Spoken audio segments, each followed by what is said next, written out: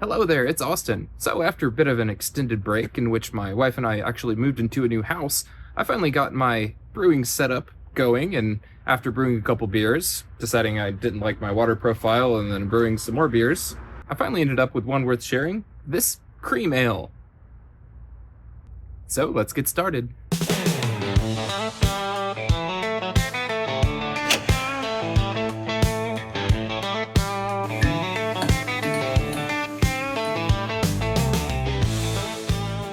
We'll start off this cream ale recipe by collecting just about 4.8 gallons of reverse osmosis cream. I mean, water, but I guess technically it'd give you the same result. We'll be adjusting this water with the following additions of calcium chloride, Epsom salt, and gypsum. This mixture definitely favors the maltiness present in this cream ale, but features enough balance to make sure that the hop flavors don't get lost in the mix. This batch will mainly feature 2-row pale malt as the base fermentable and make up the bulk of our grain bill, but we're also using flaked corn as an adjunct, which can lighten the body and help give a touch of sweetness that you would expect out of a cream ale. Also included is 6-row malt, which is slightly grainier than 2-row, with some extra enzymes that can help break down the corn, and the last two small additions are Carapils and Flaked Barley, both of which help with overall head retention and mouthfeel. After mashing the milled grains with the water at 150 degrees for right around 60 minutes, it's time to drain that wort from the grains and then recirculate it back a few times, and also give a little bit of a snack to melon. The hops for this cream ale will be a 50-minute boil addition of Centennial for some clean bitterness, and then a 5-minute addition of Cascade hops for a touch of floral and citrus aroma, just enough to brighten things up and to play well with the yeast that we'll be using.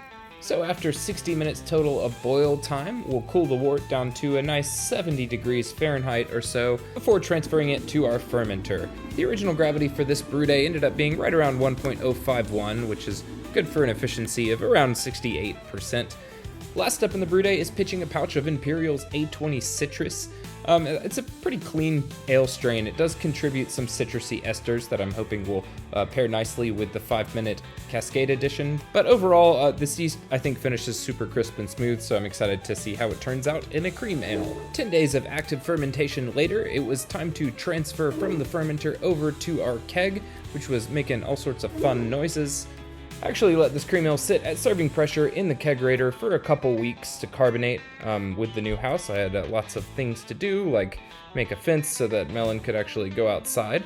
But after a couple weeks of waiting, and frankly long enough without a nice beer on tap in the new house, I figured it was time to pour a pint and enjoy.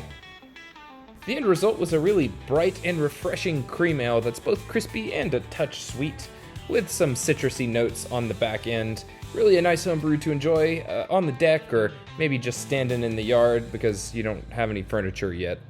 So I'm pretty pleased with the overall flavor, aroma, and mouthfeel of this cream ale, but one of the things in particular that stands out that's a touch different than some cream ales I had is that there's a bit of a fruity flavor towards the back end. It's kind of maintained this persistent haze despite being on tap for 2 to 3 weeks at this point.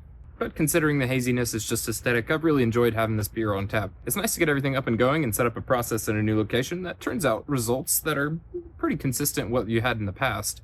So a nice comfort blanket for me is a cream ale. Cheers!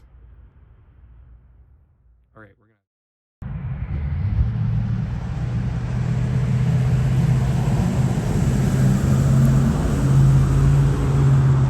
Yeah, if I'm gonna wait for cars to pass, I'm gonna have to find a new spot, but we're figuring it out.